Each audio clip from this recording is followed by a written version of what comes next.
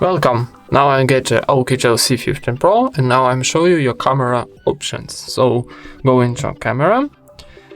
On the bottom I get options of your photo or video. So first of all it's mono photo. Next options it's video. Next one it's picture. And next one it's beauty. Here you can change buffering and enlarger in sliming options. Next this bokeh, and next one pro, where you can choose, for example, your ISO of photograph, your white balance and EV.